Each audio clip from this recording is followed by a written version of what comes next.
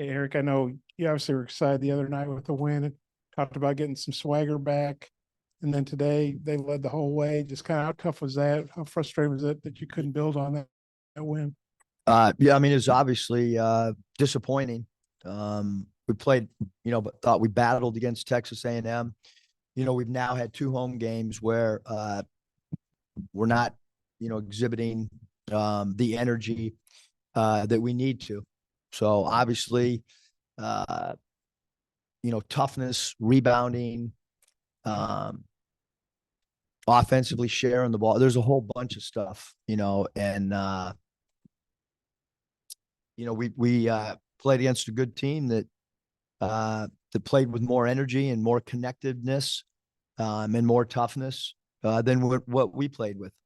I know you don't like to call timeouts, but I think you called two within about 29 seconds, which I've and with like 6 minute mark in there, 7 minute mark in the first half. How what was the message you were trying to convey? And obviously it didn't Just we get got to through. play harder. I mean, that was a pretty simple message, Bob. I mean, uh, the team's got to play harder, tougher. Uh, I mean, we all see it, and ultimately, always falls on coaches, and so we have to do our part as well. Coach, just I think you might have played 11, 12 guys in the first half searching for something. Is that mainly effort that like you're talking about, or schematically, just the emphasis on trying to maybe Yeah, go that I deep? think both. Um, you can't go in a game and give up an easy basket cut, and um, you got to share the ball. And I mean, there's a whole bunch of stuff, and then above all else, just playing hard. Yeah. Do you feel like maybe, I mean, obviously there's no right answer right now, but do you feel like the lack of consistency maybe in a rotation is, starting to have maybe a negative effect on the guys and everything? I mean, at some point, you know, what do you want us to do? Not try different players? I mean, T-Mark got off to a little bit of a slow start. Do you think that was just something that I South think Carolina was 55 doing? is a really good defender. I really do. I think he's got really good size. I think he understands spacing. I thought he probably defended individually as well as anybody that we faced. Super solid, really smart, high basketball IQ. Um, I think he's one of the better guards in our league and probably not nearly talked enough about. He did get going though. T-Mark did. Just what was the key to getting him going there in the second half?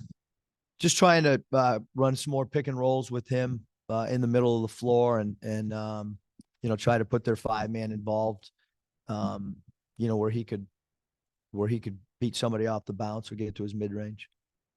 Coach, you've talked a little bit about rebounding, but on the other end in offense, transition points, you didn't pick anything up in fast break till the second half. Was that an emphasis going into halftime? Well, I think since I've been here pushing the ball, I mean, if you guys ever see me tell the team to hold up and walk it up, that would be the first time that we've ever done it in the 10 years that I've coached college. So we need our point guards to push the ball with pace, and we need our wings to run, and we need a big to be a rim runner. All things that we talk about every day in our opportunity break. And they do a pretty good job of transition defense too. I mean, South Carolina is a really, really good defensive team. Yeah, Eric, South Carolina have been struggling in SEC play. I think they're shooting about 26% in 3-pointers in 4 games. They shot, I think, 50% today. What was the issue with the 3-point defense? Bob, we haven't guarded the 3 all year. I mean, again, it's our issue to fix as a staff. But we're doing the same drills we did when we led the nation in defending 3, and I don't like to talk about the past, but I have found myself doing that a lot this year. I mean, we know who their shooters are. We knew BJ Matt. I mean, we talked about it. They're all assigned a color on the strength of shooting ability. So you've got to be able to guard. I mean, we played zone, we played switch, pick and roll. We did tried everything tonight. And none of it was successful. And it's not going to be successful unless everybody's connected, everybody's communicating on the floor.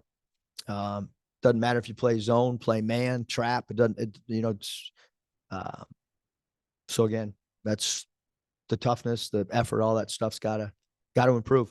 The under 30 or under 40% shooting both halves, kind of a carryover from the second half the other night. Just kind of what do you have to do to shoot better and score? I mean, the offense just Yeah, I think when you struggling. can beat your man off the dribble and then find a teammate, that's a start. But we have a lot of guys right now that don't know how to set their man up off the ball. I mean, if you watch guys trying to get open, we don't get open enough. We don't cut hard enough. All areas that we've got to continue to try to talk to the team, show them. And then we got to have, guard play to beat people off the bounce. And then even, I mean, they had one-on-one situations at their end where they, BJ Mack backed us down. I haven't seen, us do that enough, 1 through 5 position. TB had a couple of moments tonight where he drove the basket, was aggressive, but he only took 3 shots. They just, how do you get him going offensively? I mean, you got to run the floor. You got to, when you get it, I mean, again, getting open's a problem. I'm not pointing any one guy out, but you got to get open. You got to curl. You got to slash from the weak side. There's a whole bunch of stuff, and then we got to see guys when that happens. Eric, you've been doing this a long time, had a lot of success, but what's your frustration level right now? Or I don't know, where are you at mentally? I mean, it's got to be obviously very disturbing to you. Yeah, I just, used to having really competitive groups that are super connected. And so we've got to try to help this group as much as we can, moving forward.